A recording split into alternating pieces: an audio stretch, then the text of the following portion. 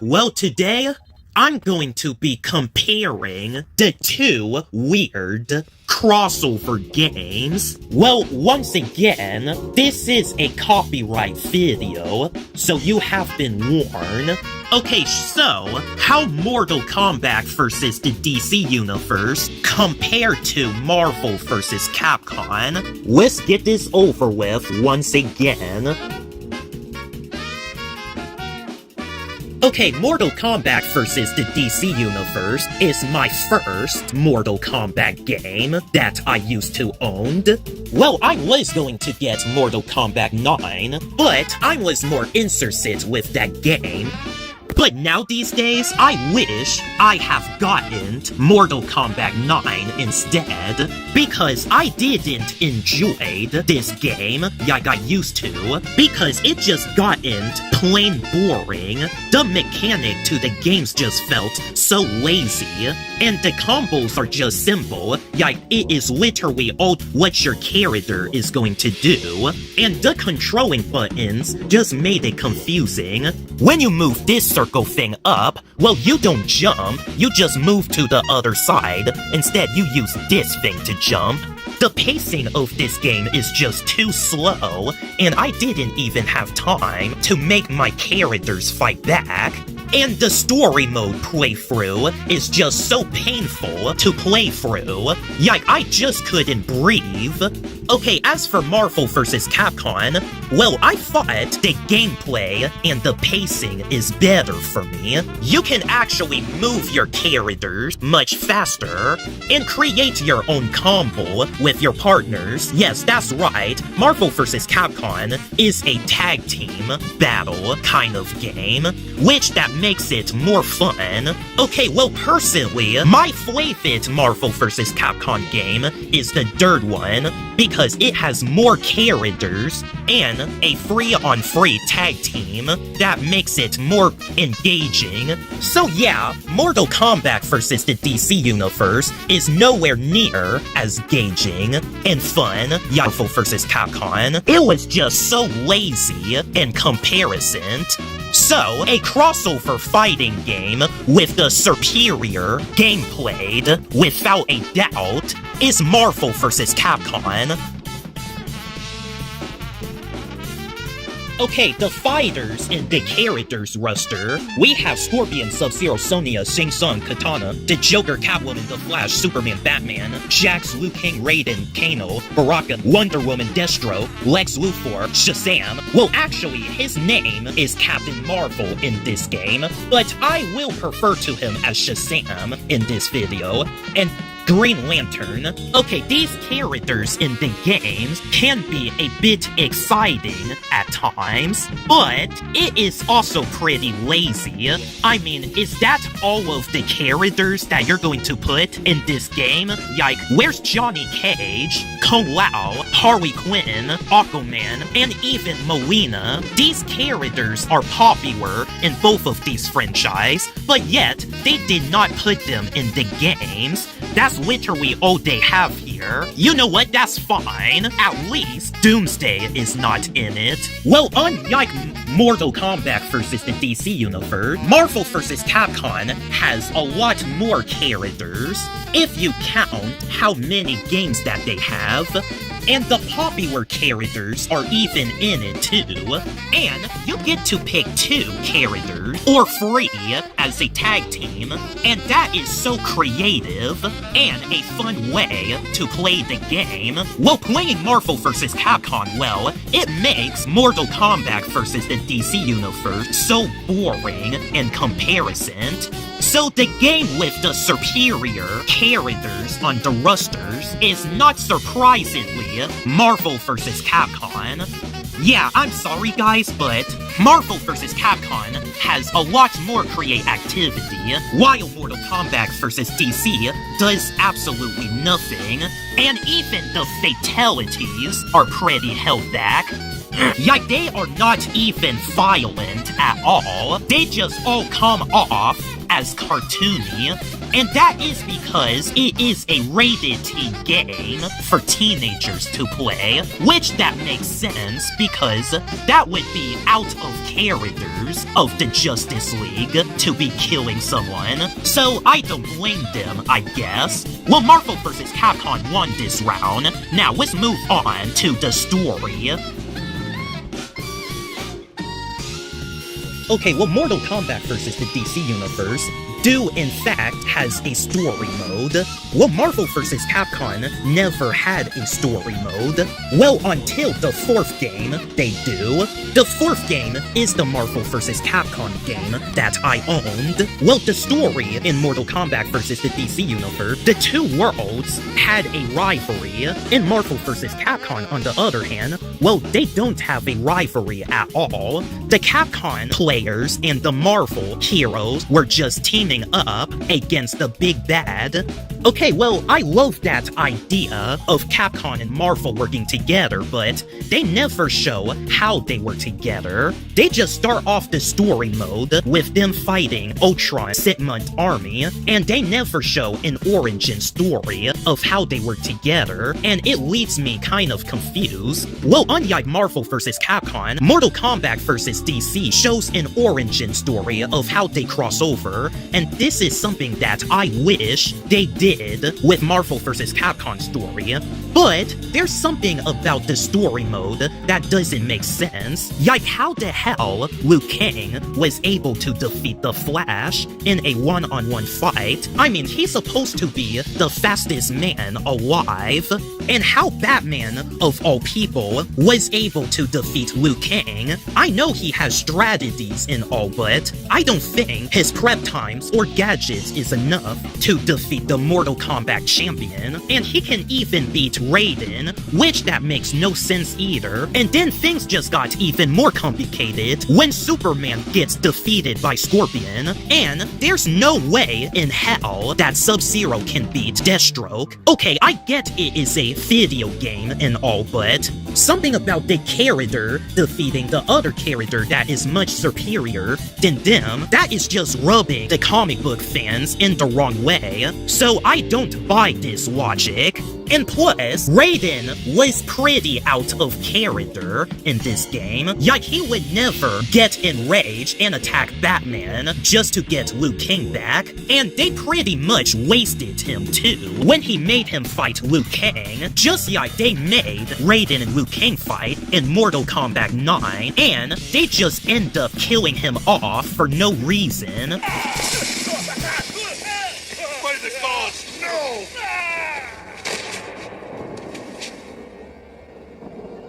No. This was not meant to happen. What did you do? Liu Kang, forgive me. You have killed us.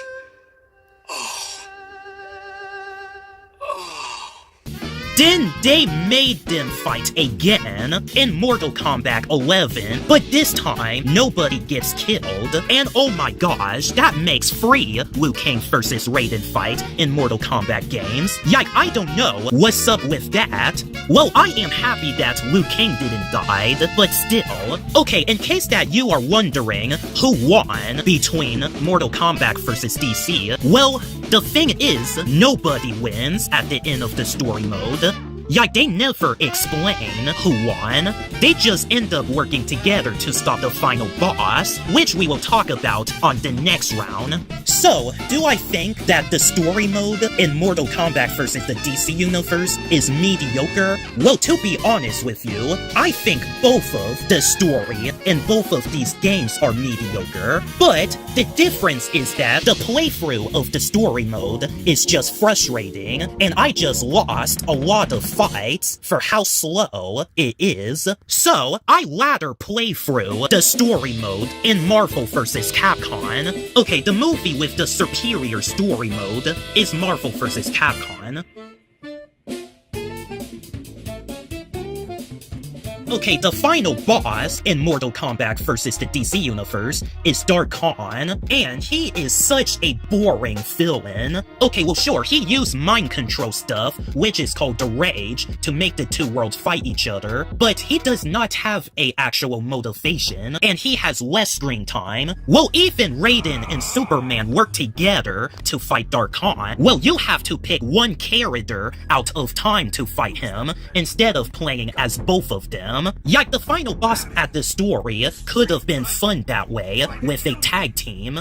Oh yeah, I forgot. Tag team is just more Yike Marvel vs. Capcom thing, I guess. Well, the final boss in Marvel vs. Capcom is Ultron Ositma, and I thought he is so much better than Dark Khan. He has a slightly better motivation, he is powerful, and he is pretty much a threat to the heroes. And at the end of the story, he used up his final form and transformed into Ultron Omega, and he is the hardest boss in the game. Like seriously, no one in my family wasn't able to defeat Ultron Omega. But after working hard, I was able to defeat him, and it was satisfying. Well, the story mode in Marvel vs. Capcom is not that great, but I was impressed what they did with the villains. Galactus is also the final boss in the third game, and that is pretty cool too.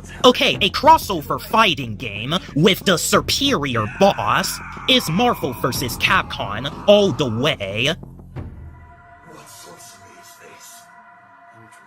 Yeah, there's nothing to say about Mortal Kombat vs. DC. They got nothing to put on the table, and they especially wasted both of these villains from both of these different franchises. Yeah, they just got defeated earlier and then come back at the end just to get punished. And that is such a disrespectful way to use these characters. Shao Kahn and Darkseid are playable in Mortal Kombat vs. the DC Universe, but they have nothing to do with the story.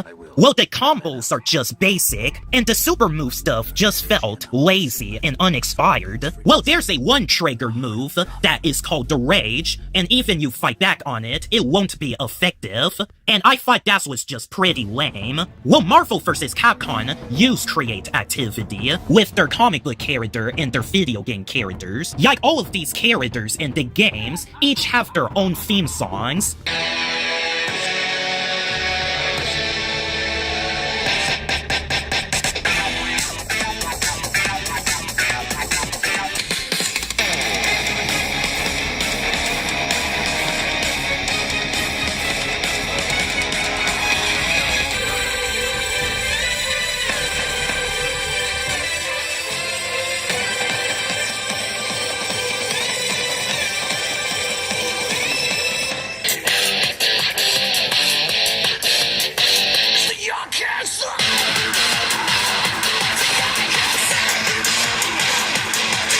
Well, the characters never had their own theme song in Mortal Kombat vs. DC, so that makes it so boring to play in comparison. So yeah, I'm pretty sure you guys saw that coming. And Marvel vs. Capcom has way better super move too, so it's another point for Marvel vs. Capcom.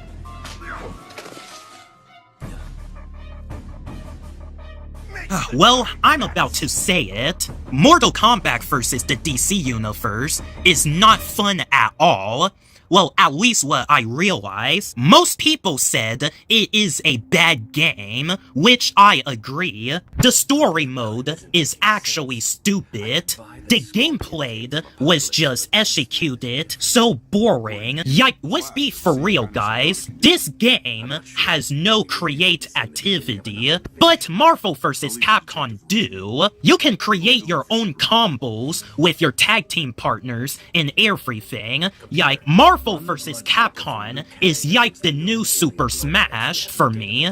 And plus, this game has more sequels, and that's how I know how iconic it is. Well, for how much that I like crossovers, I don't think it's going to be a sequel for Mortal Kombat vs. DC. Well, even is going to be, then Mortal Kombat would not make another crossover game like that again, because this game is freaking rated M for mature, and Mortal Kombat is supposed to be a mature rated game. So even they made a crossover game with the DC characters, then they will have to make it rated T, which it is not going to happen because the bloody fatality stuff will always be there for the franchise. So there's no way they're going to make a T-rated game ever again, even they wanted to.